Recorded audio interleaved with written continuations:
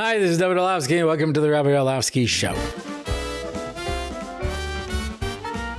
Whether you're watching with our friends over at Torah Anytime or wherever you watch, listen to your podcast, as always, we're happy to have you along. Now, as we mentioned last episode, we're in a little bit of a financial situation now because we have production costs and we're not haven't gotten sponsorships in a while.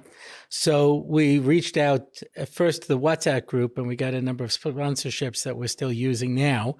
But otherwise, we're in the middle of a pledge drive over here. We need people to sponsor episodes. You're not going to get a tote bag, but you are going to get a lot of quality Torah thought to help you carry you through these difficult times.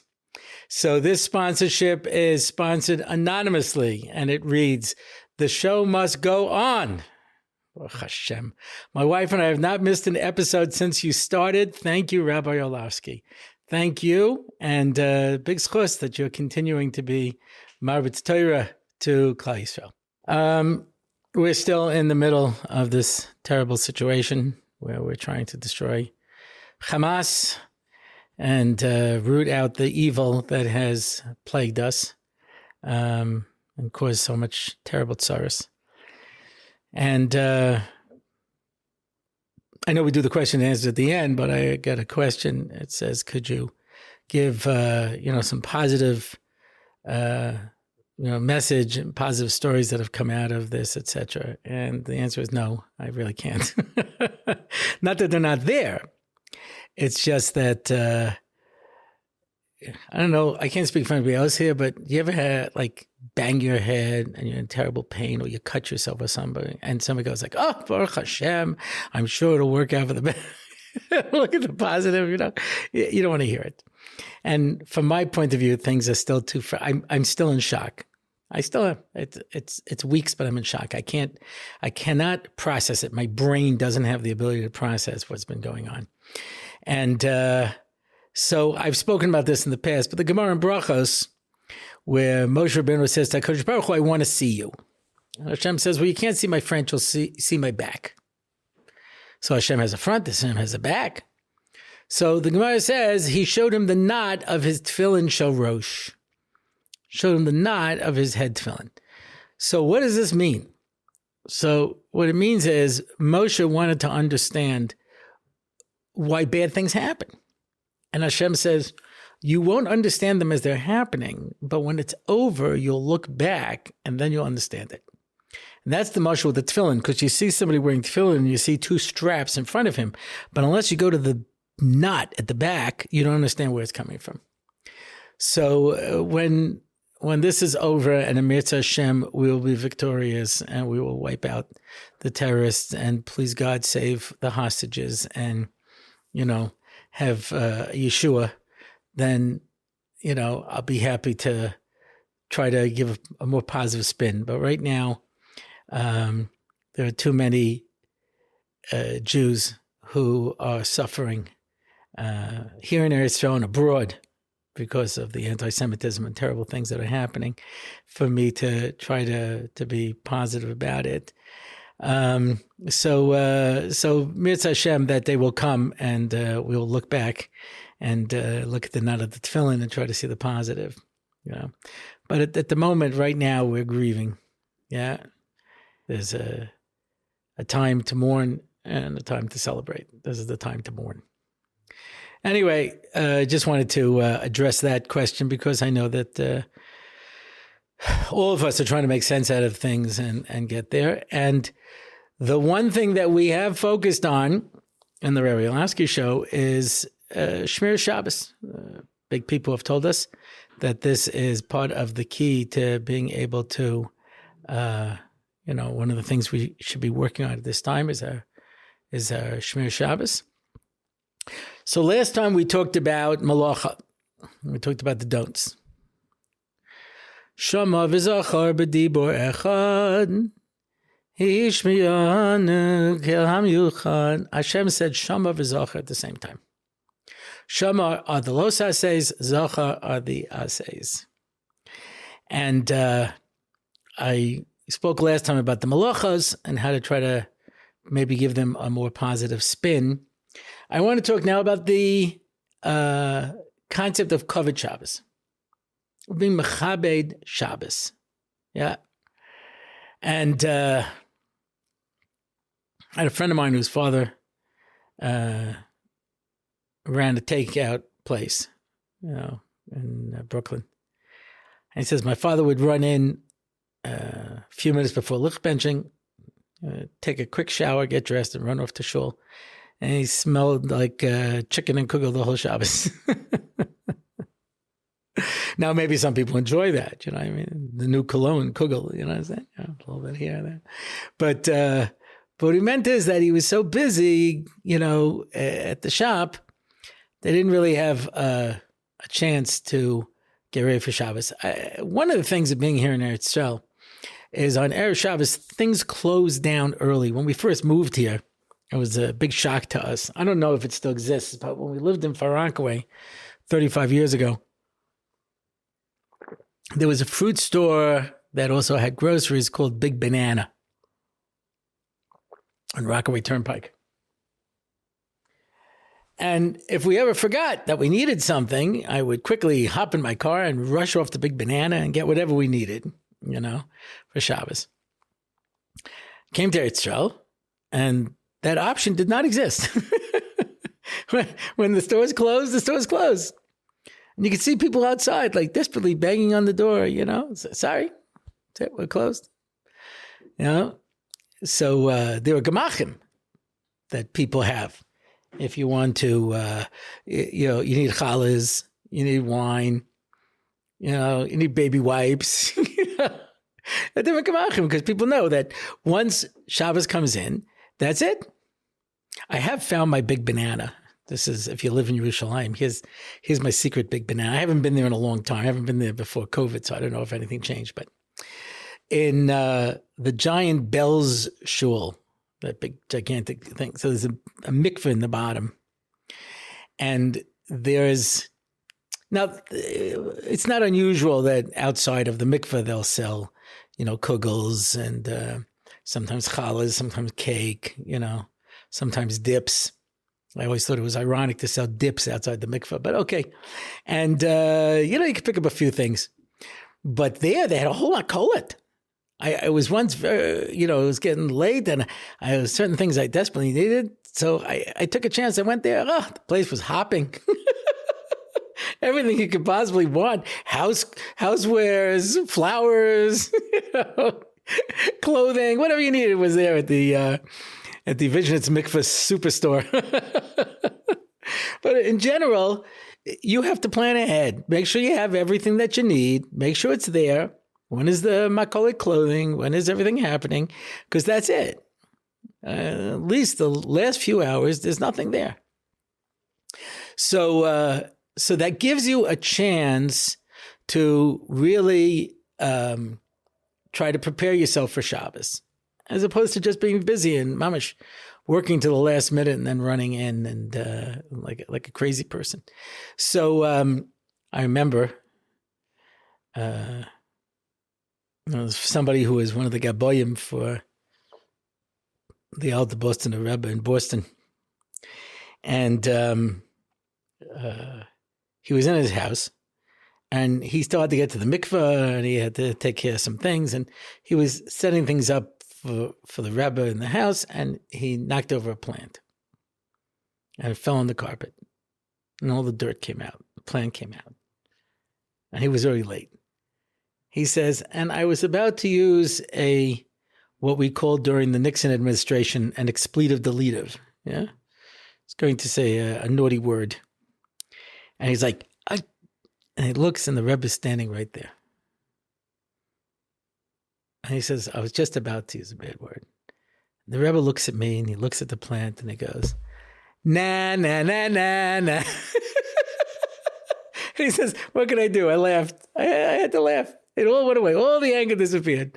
And I picked up the plant, and I cleaned it up, and I got to the mikveh, and I came back in time, and everything worked out fine. But, there was that pressure that things are going to take care of it. So the idea is, kavod yantif, one of the things is we walk into Shabbos like a mensch. Here in Yerushalayim, lichbenching is 40 minutes before. A lot of people play fast and loose, with those last 40 minutes. I'm not saying that there's never a time to use it, but l'chatchila, you're supposed to use those 40 minutes and add them on to Shabbos. That's the idea of Tosefes Shabbos. That's how we do it here in the holy city of Yerushalayim and the holy city of Petach Tikva, which also does 40 minutes because Petach Tikva was founded by people from Yerushalayim. It was a very, very firm town. In fact, in old Petach Tikva, there were never any crossroads. The roads always turned because they didn't want to make a cross. Yeah. So they also would do 40 minutes. But okay, in America, it was 18 minutes. But you want to get to shul with enough time to be able to daven, to be able to get yourself mesudar,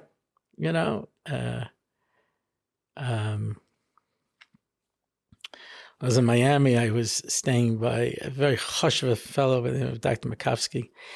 And he always got to davening like 10 minutes before the time. And I commented on this once, and he says, I don't understand people who just walk into shul in the middle of davening. Don't you need time to prepare yourself, to get yourself ready? And the same is true at Shabbos. You can see by Shabbos, people running in at the last minute, The idea of being able to do it. So being mechabed Shabbos is what I want to talk about a little bit today, and how we can be mechabed Shabbos. So, obviously, we talked a few podcasts ago about preparation for Shabbos. I want to talk about what we can do to be mechabed Shabbos. There was always a concept of having big day Shabbos. Yeah, this is my big day Shabbos. And you find it in halacha, on Purim, you should wear your big day Shabbos. Here's big day Shabbos. This is it. It's a way of being mechabed Shabbos is by putting on begodim that are meyuchad for Shabbos. It's very interesting. There was a fellow who was working in the Ramada, American fellow, and he was part of the Mizrahi community. And Mizrahi don't wear suits and ties on Shabbos. They wear dark slacks and a white shirt, and sometimes a special kippah sugah, sometimes nice pair of sandals, whatever it is. So he's all dressed up in a suit, and he says, my suit, I write it off as a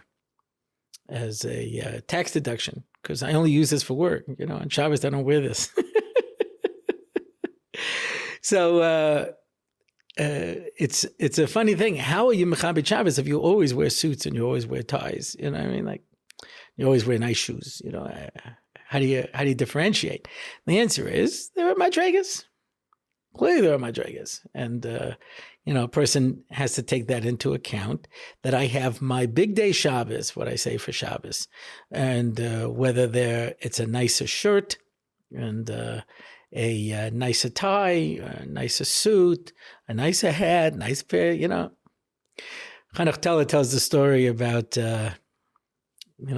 it was a whole Val story, but there was one line that stuck with me. I reminded him about it years later, where he says, this Yerushalmi, he was going to a wedding.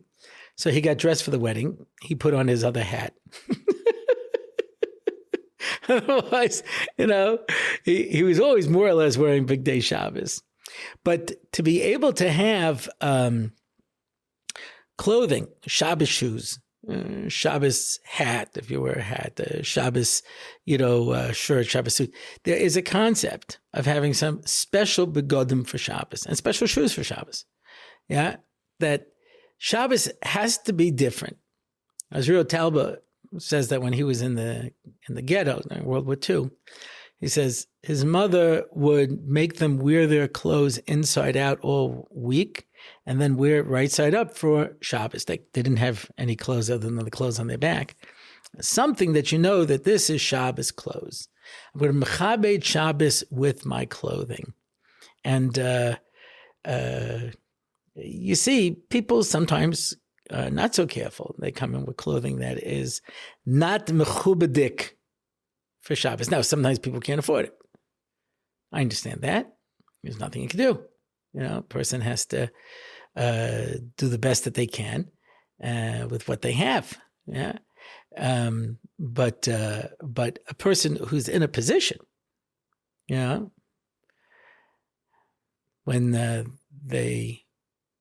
1967, we finally got access once again to the Kaisel Maravi, the Western Wall. The stipler didn't go. So someone asked him, why aren't you going to the Kaisel? He says, I only own one frock. And if I tear Kriya on it, I won't have anything to wear. So someone lent him another frock. He should go to the Kaisel. Yeah. And people literally had nothing. With Hill Zach's Hanukkah menorah, he used to fill up shot glasses of oil.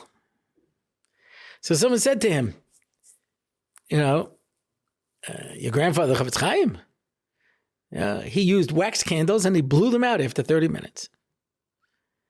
He says, you know why? Because my grandfather had one shirt. He had one jacket. I have a lot of shirts. I have a lot of jackets. So I'm in a position that I can spend more money on my Hanukkah menorah than he could have, So, how you do this, I don't know. My son, who is much classier than I am, all my kids are much classier than I am. So he says to me, the fancy shirts are Charles Turwitt. So, by the way, just to show you how I'm mechabed the tzibur, I'm actually wearing my Charles Turwitt shirt for the podcast. So that's how much I love and admire you people. I put on my big day Shabbos. Anyway, so he says, I'll get you a bunch of shirts. I only wear them on Shabbos. And for some reason, they don't have any pockets. That's a good thing I only wear it on Shabbos because where am I supposed to put my kosher cell phone or my glasses or my pen or all of the other accoutrements that a person always needs, to have with them, But, so I save those for Shabbos. Those are my Shabbos shirts, And I always try when I buy a new suit, I save it at least the first time for Yontif, and then that's my Shabbos suit, I have a Shabbos hat that is not as dusty and beaten up. I have my very, very old beaten up hat that I wear when it rains. And then I have my hat, which is a little dusty and a little beaten up, and that's my regular hat. And then I have a nice Shabbos hat, keeping it in a box and everything, And that's my Shabbos hat. So you understand, I'm mechabed Shabbos with your clothing as much as you can, right? And again, it depends where you're coming from. Now, obviously, you mechabed Shabbos with food. And we talked about this when we talked about preparation, You make food that people are going to enjoy. When I used to run NCSY, so secular kids, they didn't eat very much. It's because they didn't know what gefilte fish was. They had no frame of reference, So this one regional director, he told me, he says, I gave up. He says, I serve spaghetti and meatballs. The kids love it. That's what I give on Friday night instead. I said, I hold learning how to appreciate Jewish food, is part of their chinuch. They're going to learn to eat it. Darn it, on my dead body, you're going to eat that. Because all the food has significance. Why do we eat gefilte fish? People don't know this. Why do we eat gefilte fish? The reason is because fish have a lot of bones. You have a problem with boreh. So when you eat fish, fish has a lot of bones in it. You have to be careful. Take it out. Yeah, especially carp. Carp has a lot of bones. It's very bony. So what would they do? They would clean out the fish. They would debone it. They'd mix some stuff in, and they would gefill the fish. That's Yiddish. The way you say fish in Yiddish is fish, and the way you say to fill is to gefill. So they would gefill the fish. So it was a gefilte fish. And that's what you can still buy here in Eretz Yisrael. I don't know if you can get it in America. You can still get it in America. Real gefilte fish where you buy a slice of carp and there's some fish around it and the gefilte fish in the middle. At some point, someone said, I just figured out we don't have to gefilte the fish. We could take the stuffing and make it like knedlach and put it in the water and then eat it like that.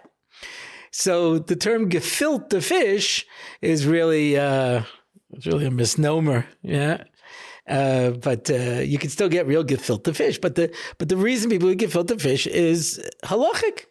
It take us away from from having a problem with bones. Cholent. Why do people eat cholent?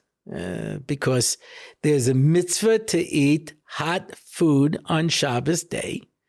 The Baal HaMaor has a very curious line where he says, anyone who doesn't eat cholent, tzarich badika acharav, you have to make sure that he's really a Jew, which is kind of harsh, I think.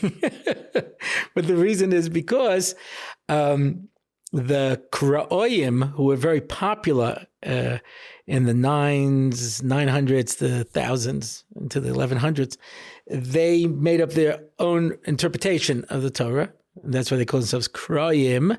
Kra is Torah. Kra ksiv, right? Mikra. So they said, we're purists. And it says, Lo savir eish bechomosh v'seichem, don't make a fire. So they would literally not have a fire on Shabbos. So they wouldn't have any hot food. And we say, no, you make the fire beforehand. They said, no, it's not what it says. So that's why eating hot food. So you want something that cooks, that lasts a long time. So they used to put in, the Gemara says, basar shor, ox meat. Apparently ox meat takes a very long time to cook and become worthwhile. And so you try to put in a meat that will stand up to long cooking. And they would put in beans. Beans was another one. Because you can cook beans for a very long time. Anyone who has ever made their own rubia knows how long it takes for you to be able to cook beans so that they become edible. Anyone who's ever raided the cholent on Friday night finds that the beans may not be as soft as you might like them. They need more time.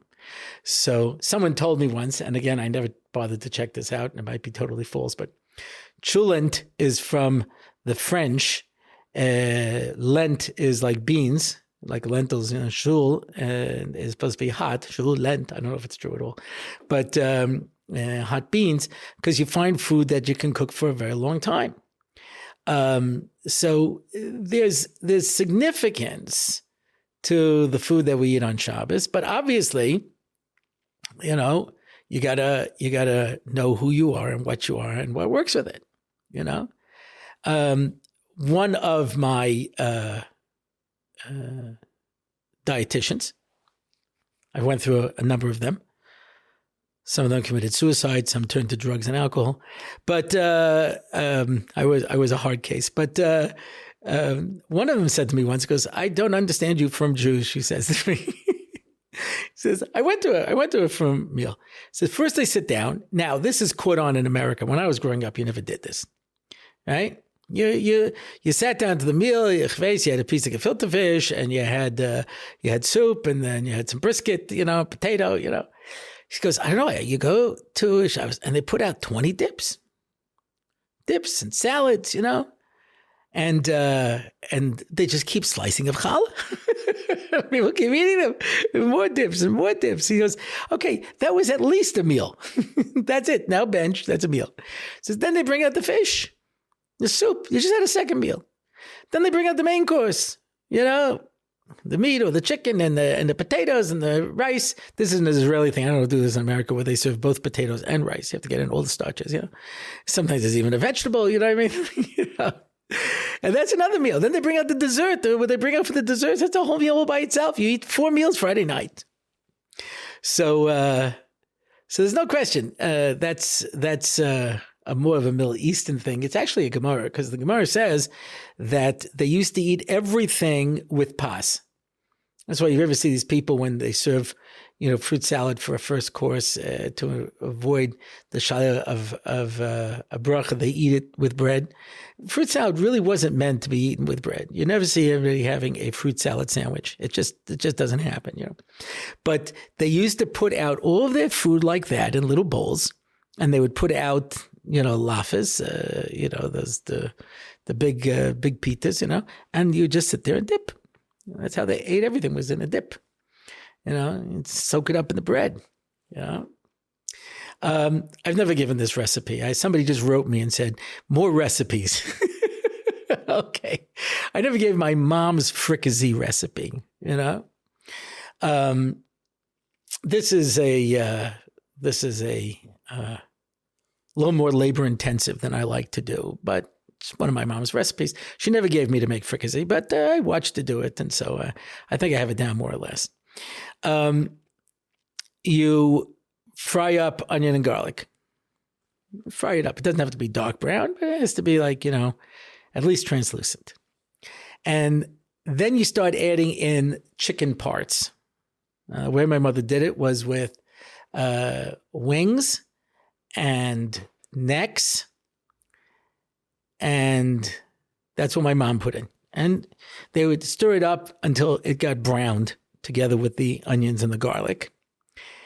And then she would add garlic and paprika, salt and pepper. That's all my mother ever used. Yeah, add that in.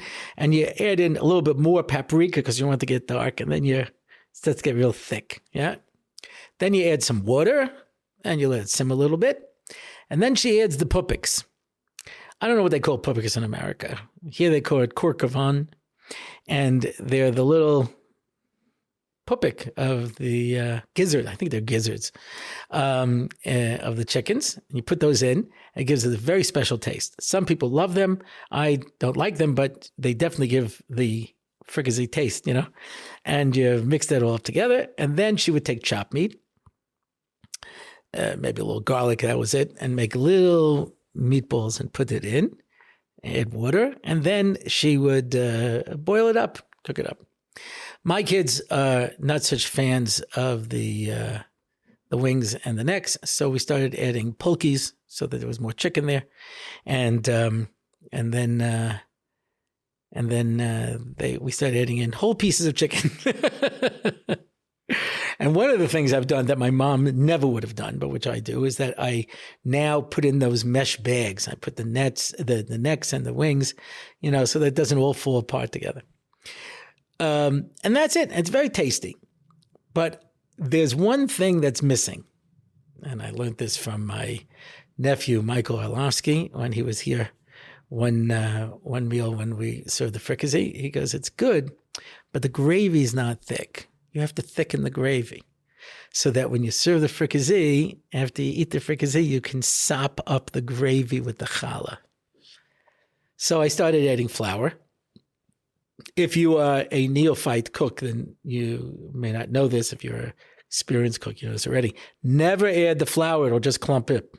You have to first put it into a cup with cold water and mix it in, and then you pour it in. And you add in enough until it becomes thickened. Yeah, you could use cornstarch too, I suppose. But we use flour. And that's the idea, that you sop up the gravy. But that's how they used to eat everything. Everything was eaten with bread.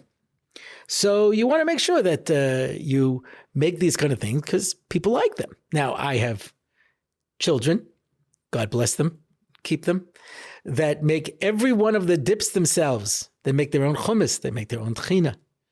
They make their own matbucha. They make all of their own things themselves. And every single dip is homemade, and the little salads and everything. It's, Now someone told me that by certain families, that's all they eat. By that point, they have a piece of fish and they're done because you so much challah and dips, etc. But if that speaks to you, that speaks to you, right? Some people are not gefilte fish aficionados. Okay, so they make salmon. If you ever read the recipe sections in these from magazines, and I'm not suggesting it, but if you do, every single issue has another type of salmon. This kind of salmon, that kind of salmon, add it to this, add it to that, this guy, yeah. There's a million different ways of making salmon, yeah. Some people, like more like fried fish with a little tartar sauce. If you don't have tartar sauce, take mayonnaise and mustard, mix them together. I can't give you proportions.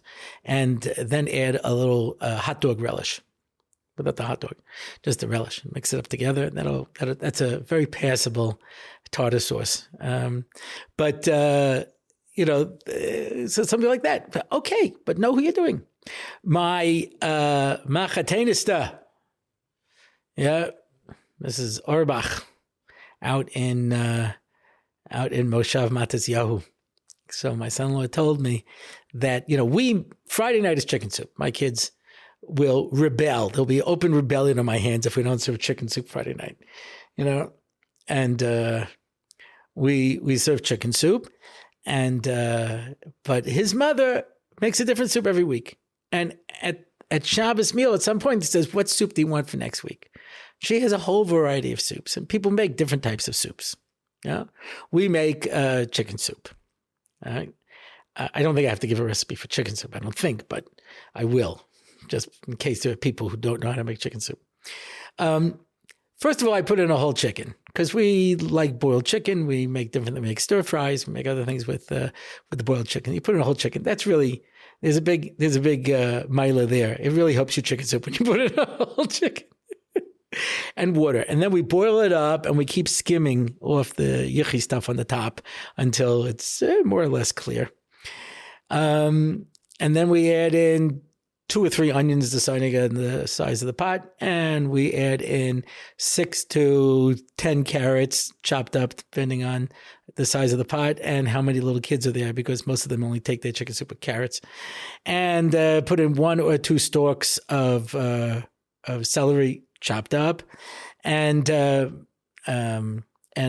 parsnip, which you cannot get in Israel. You can get a parsley root, which we pretend is a parsnip, but parsnip is a completely different vegetable. You can get it in America.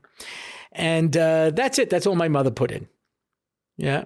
My wife was mechadesh to add zucchini squash, and now we add the squash. And to tell you what a great innovation this is, my mother changed her chicken soup recipe after 60 years based on my wife and started adding zucchini into it. So how much zucchini? Again, it depends on the size of the zucchini in the pot, but gives it a nice, rich flavor. And then we take some dill and parsley. I put it also in a little mesh bag because not everybody likes to have the little leaves in it, but some dill and parsley. Add it as much as you can towards the end because it gives the smell more than the taste. So, and then it all depends on what people like. Some people like chicken. Some people like, my wife used to make this wonderful chicken that I always loved. It's almost like a chicken cacciatore. It's in like a tomato sauce, wine, and mushroom type of a sauce on the chicken, but not all my kids like it, so we don't have it that often. But roast chicken with potatoes, cook for a long time so the potatoes are nice and soft. Or breaded chicken, which is really very simple, which is basically you take a cup of matzah meal and a quarter cup of onion soup mix and mix it together, and then you coat the chicken with mayonnaise and then sprinkle the mixture on top, on bottom, and bake it. It's we call it the breaded chicken, very popular in my circles. And listen, you see what people like, The point is you mechabed Shabbos with the food, and then you buy treats. Listen, there's a concept of having an onig Shabbos, of having treats. How much depends on who you are and how many kids you have and what kind of stuff. And there are different types of treats for different types of people. And it also depends how bad your type 2 diabetes is and your heart disease. But, you look at it and you say, okay, what will be fun and enjoyable on a summer afternoon? Shabbos in a summer afternoon, you get a watermelon and you slice that up at some point. It makes everybody happy. Everyone's happy when there's watermelon out there.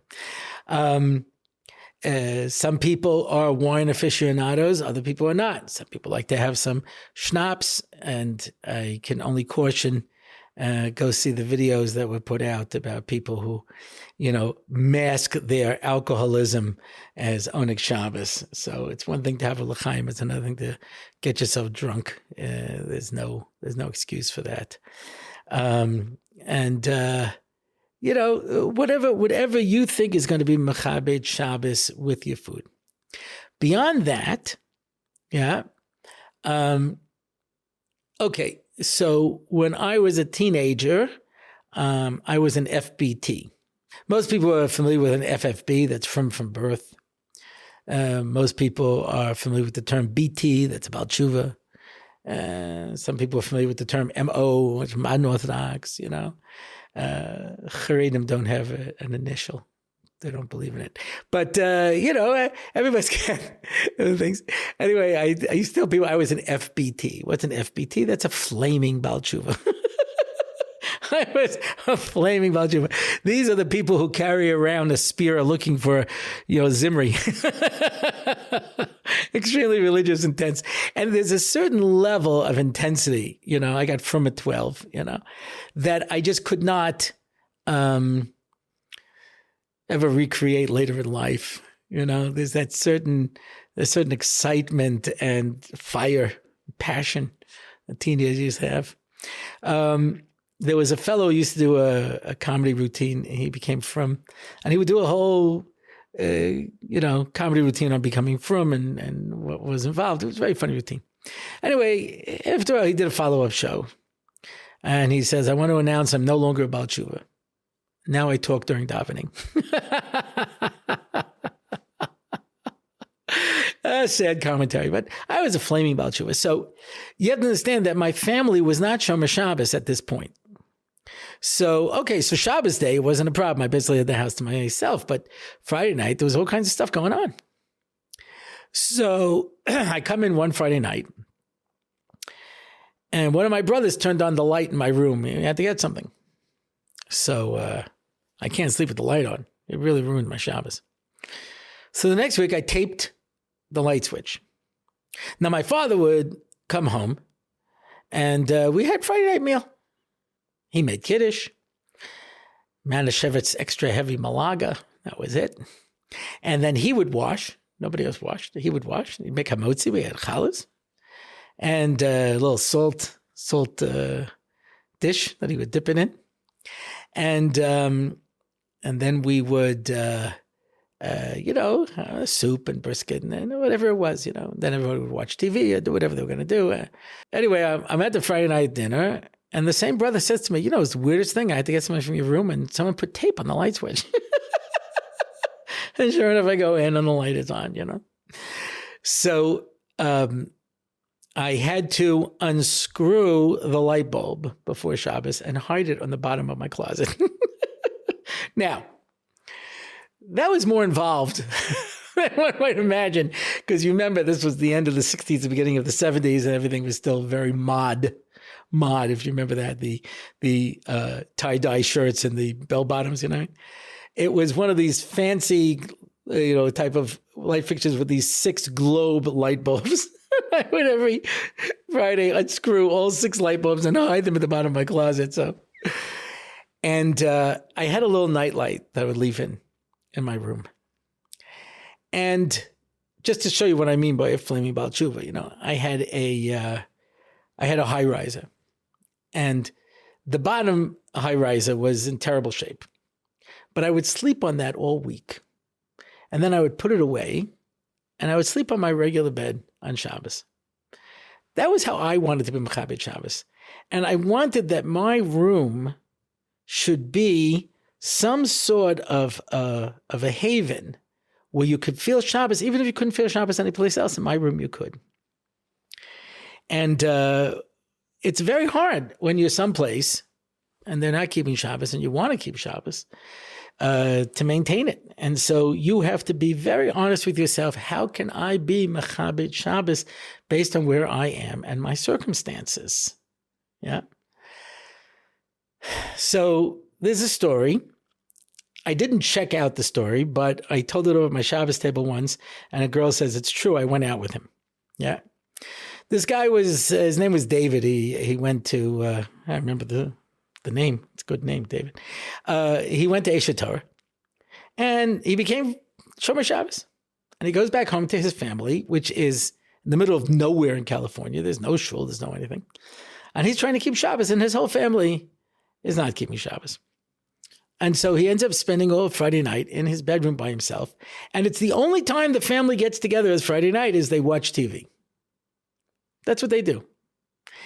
And he's sitting in his room, Shabbos after Shabbos, and it's really getting depressing. He has the TV muffled in the distance and people laughing, having a good time, and he's stuck in his room by himself.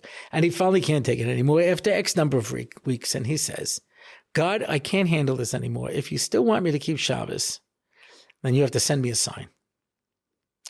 And he said, I give you till midnight, says to God, to give me a sign. Okay, it's 11 o'clock, no miracle. 11:30, no miracle. 11:45. 11:59, he doesn't even give God the extra minute. You understand? He says, that's it. 11:59. He walks out where everybody's watching TV, and at the time they were watching David Letterman. Now, I heard the story with Robin Williams, but someone said to me, you can look it up online, and it was really Tom Hanks, but I don't know. This is how I heard it. And evidently they're having a conversation, and David Letterman says, I understand that you just went to Israel. He says, yeah. He says, did you pick up any Hebrew? He says, yeah. And he turns and looks just at the camera as this guy walks in and says, Shabbat Shalom, Dave. And on Friday, they knock off about 1 o'clock, Dave. Yeah. 1 o'clock, they're, sipping cappuccinos at the Dizengoff. And here in America, of course, we have to work on Fridays, We're don't we, still Dave? hard at work, yeah. Yeah, I'm telling you. Shabbat Shalom, Dave. Shabbat Shalom. And the guy goes, ah! There was his sign from God, and he ran back to his room and kept every Shabbos afterwards. So what is covered Shabbos? A person should definitely take a shower. If you have the minhag to go to the mikveh, go to the mikveh. If you have the minhag to go to the mikveh, take a shower beforehand. Because you have to recha kamocha, you don't want to go dirty into the mikveh. It's not fair. If you have the minhag to go to the mikveh, take a shower when you come out because of ushmartem es nafshoseichem. This is Rosh Shlomo Zalman's line, not me. He also told jokes. Because you don't know who's been in there and what they've been doing, and so and it's always kind of tricky, Some people, I like to go to the mikveh as soon as I can after chatzos. As I put it, I like to go when the water is not transparent, but is at least translucent. Because as Shabbos goes on, as Friday goes on, Erev Shabbos, it gets murky. I go to the hot mikveh and you see everything there. And it's like, all you have to do is toss in an onion and a carrot and you got a soup there, you know what I mean? So, but so people like to go closer to Shabbos so that they're all ready for Shabbos, And, so I will sometimes take another shower before Shabbos just to be ready. But my Rebbe went to mikveh every day, Moshe Shapiro, and I try to do that as well. And So a person should make sure and be clean, be ready, anticipate Shabbos, get ready for it, make food that people like, have treats, do whatever you can so that people stress the zocha as Yom Shabbos. That Shabbos should be something that is by its nature, something that is enjoyable, and that's different for every person. Like I say, for children, it's nuts and candies, as the Gemara says, and for adults, it's basa v'yayin, and for other people, it's tofu. God bless them and keep them. But that's the story. So whatever it is that is going to add to your covered Shabbos, we have a mitzvah from the Torah to do it. That is the zochas Yom Shabbos. Fine wine, fine food, fine conversation. Yeah, I try to make an effort to engage Shabbos guests, and I try to prepare things to say over at the Shabbos table, depending on my audience. It might be Divrei Torah, it might be riddles, it might be, things like that that'll make it more enjoyable. And we have to make an effort to as much as we can to be mechabes Yom HaShabbos. Zochas Yom HaShabbos l'kadsho. And that brings us to the question and answer portion of our program. Anonymous asks, throughout Sefer Bereshit, we see the Avos giving new names to places, mizbachos, wells, and so on. For example, he called it Kel Beis Kel, Bahar Hashem Yira'eh, Be'er Lachai Ro'eh, Machanayim, etc. What is the meaning of giving a new name to a place? It's a very interesting concept. Let me try to put this into a context first. Two kids get into trouble at school for doing the same exact thing. One kid gets sent home, and the other kid gets a stern talking to. What's the difference? The first kid is a troublemaker and is always making trouble, is always getting into trouble. And so when he does something, it's predictable and fits in with who he is. The other kid is a good kid, never did anything bad. And so, okay, this action was a kasha. It wasn't tshuva. It was a question why he did this. And so, okay, we cut him a little slack. There's a big difference when something bad happens in a bad place and when something happens in a good place. And that's why you find in Lech Lecha that Avram Avinu comes into Eretz Yisrael and he davens in Shechem because he sees what's going to happen. And he davens ba'ai because he sees what's going to happen. And he davens, according to the Aznaim L'Torah, in the place that's going to become Mishkan Shiloh to establish that place.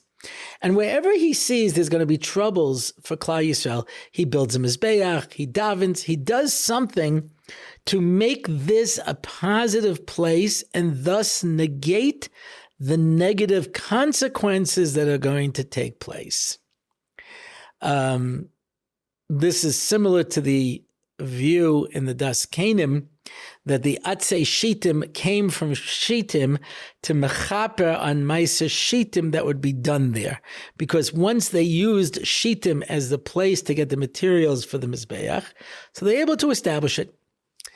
And as you know, when you have a child and you give them a name, the name decides their fate to a certain extent, right? Names tell stories. And there's energy that goes into that name. And it says the only time that parents have nevuah is when they name their children. I think it's also when they go away and leave the kids in charge of the house, they also have nevuah, what's going to happen. But the point is that, a name defines the essence of something. It's not just, Mel Brooks and Carl Reiner used to do this routine, the 2,000-year-old man.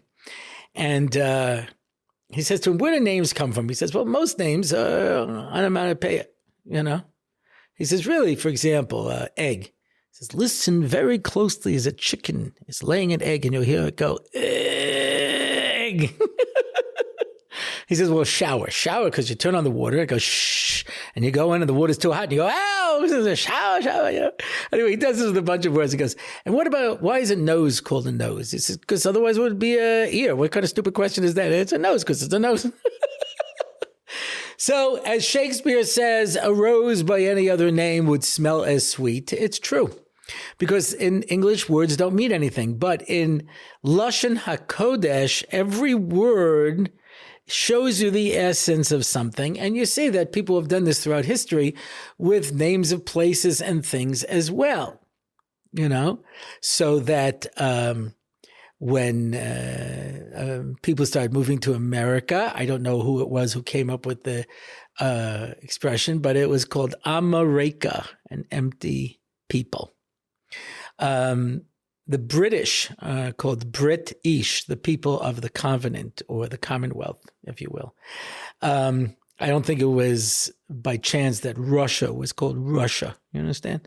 So things have significance in their names, and they dashed Poland. When they came to Poland, they dashed Poland. Here we will live. And in fact, the Jews lived there for 1,000 years. So names of places and of things. I'll never forget the election between George W. Bush and John Kerry. And there were posters up here in Israel in Hebrew. Some people supporting Bush and some people supporting Kerry. And I'm looking at them in Hebrew and I say, this is a contest between a person who is just an embarrassment and a person who represents Tumah. Kerry and Bush, So names are significant. And so when the Avos named something, they were giving it the koyach that was going to go into that place. And our next question is also by Anonymous. Oh, yes, a lot. You've mentioned some of the large English literature works that you have read. Does the fact that you have ADD affect you in this regard? I'm sorry, what was the question? I'll tell you the truth. The ADD does not affect me as much as the dyslexia. And it's only because I really enjoyed reading that I was able to more or less master my dyslexia as a kid in English. In Hebrew, it's still, because it goes in the other direction, it just really messes with my brain. But I forced myself to read. But I would get to the bottom of a page and completely forgot what I read. That was the ADD. And I have to go back and read it again, and sometimes I have to do it a couple of times. So I was highly motivated because I really enjoyed books. I enjoyed them. So for me to be able to get through it was very hard. When I finally mastered it in Hebrew, and master is a long term, I wouldn't say I've mastered it, but I can at least manage. I mean, I give a Daf Yomi shiur now, and I have to prepare a lot of Aramaic, which goes in the wrong direction. And it's not unusual for me to get halfway down the daf and completely forget what I saw. I have to go back and read it again. And I met a fellow who was a Rosh Kollel, and he said to me once, he goes, you're complaining about your ADD. He goes, I had ADHD. He says, we were the kids who got beaten because we were bouncing off the walls. They would just sit in the back of the classroom and you go, he says, well, we got into real trouble. So he says, so reading for me is very hard. So when I'm saying over a Rashba, I have a tremendous advantage over everybody else because they read it 1 or 2 times and I had to read it 20 or 30 times to get it down because of my disabilities. So that gave me a leg up in the understanding. By Anonymous, I've heard the Rav quote Rav Moshe Shapiro about how the Olam of yeshivas can't be fixed, but it has to be built from scratch again. What do you say to a yeshiva bachur in the system who is having a hard time? So I'll put it in the context. Or as we say in Hebrew, contextua. Yeah, it was my son. My son was having a very hard time in yeshivas, and he was complaining to Rav Moshe. And that's when he said, Olam of yeshivas the mamash ason. It's a disaster. And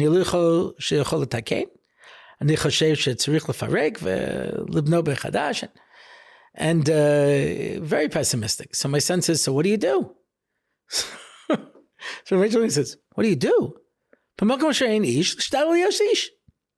in Pirkei Avos, when there's no man, be a man. Man up. So you're right. You don't have a Rosh Yeshiva, and you don't have a mashkiach, and you don't have a yeshiva, but you have yourself. Because Baruch Hu gave you unbelievable kaiches. You have to take care of yourself. You have to fix yourself. That's what he said to my son. And so therefore, I say, if you have someone who's mamash a gever, like my son, he's very strong. So, he could man up. He's finished Shas a few times on his own, And if you're not, then supplement. Yeah. Get someone to learn with him. Get somebody to be metapa with him. Get someone to work with him. Do not leave him to the system. I've mentioned this in the past, and my wife would sometimes go to these parent-teachers meetings, and the teacher would say, I could tell your daughters come from a very special home. And my wife, to be nice, would say, well, it's such a special school. And the teachers, who were smart, that's how they knew that these weren't average kids, teachers either hated my kids or loved my kids, depending on how intelligent they were. The intelligent ones loved my kids. So she says, oh, it's a wonderful school. And she says, I know what the school is. It must be your home. So between our home and whatever other resources we can muster, we need to do everything we can to be advocates for our children and make sure that we're able to help them and not just throw them to the system. And the last one, by Anonymous, I find that I space out a lot, and it could be from routine. Do you have any eights? Yeah, you're talking to a spacer router. Yeah. You have to remember that you are not a victim. And like I say, it doesn't sound like you suffer from ADD. This is just an occasional thing from a routine. I, whose mind just wanders all over the place, I have had to develop techniques over the years to be able to do it. And the answer is you are not a victim. You have control over your mind. So I can't stop my mind from wandering, but I can make a conscious decision to pull it back. This is one of the problems I have in davening, and that's why I always look for a fast minyan, because if it's a long, drawn-out minyan, I'm gone. Okay, Avraham went unto Har Moriah to bring his son as a korban. And I thought about that the last time I went to the Kaisel. When was the last time I went to the Kaisel? I haven't been there in a while. I really need to go to the Kaisel. Where am I going to park? I mean, the last time I went, I walked through the area, I was shook, but I don't know if that's a good idea right now, Take a taxi. And by this time, they're already up to Kedusha, you understand? So when I find my mind stop wandering, I go, okay, back. Okay, Yitzchak, we know who that is. Okay, Yaakov, okay, yeah, he had the dream with the ladder, I have a ladder, did I? Oh, was it broken? I don't think it was broken, but where is it? I had trouble opening it. So, okay, pull yourself back. Pull yourself back. You have the ability to take control of yourself. You do not have to just let events control you. You can control events. There are some things that are not within our control. But just because we cannot control everything doesn't mean we can't control anything. And so if a person's mind wanders, I can't always help that. Just like anger, right? There are people who have an anger problem, and that really infuriates me.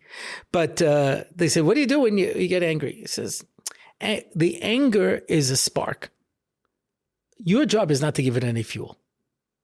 I can't stop that initial spark, perhaps, but put it out. Let it extinguish itself before you feed onto it and work yourself into a frenzy where you're foaming at the mouth and I'm going to kill everybody. Put it out, get control. I'm a human being. I'm not an animal. I'm not a creature of habit, and I can make my own decisions. And that's it for this week. If you want to find out more about the show, you can go to my website, RabbiOrlofsky.com. You can leave a comment, ask a question. Sponsor an episode, sponsor a question and answer, sponsor a 5-minute Parsha, which is a new feature that we have started. You can join one of our online shiurim. And that's it for this week. Until next time, I am David Orlofsky, and this has been the Rabbi Orlofsky Show. It's the Rabbi Orlofsky Show. Torah and Simcha, ready to go. It's the Rabbi Orlofsky Show. Knowledge and wisdom will help you grow. Lots of fun in every episode, and we don't have to rhyme. No, we don't. It's the Rabbi Orlofsky Show on RabbiOrlofsky.com. Torah anytime, YouTube and more. It's the Rabbi Orlofsky Show. Torah and Simcha, ready to go. It's the Rabbi Orlofsky Show. Till next time, till we meet again. It's the Rabbi Orlofsky Show. It's the Rabbi Orlofsky Show. It's the Rabbi Orlofsky Show.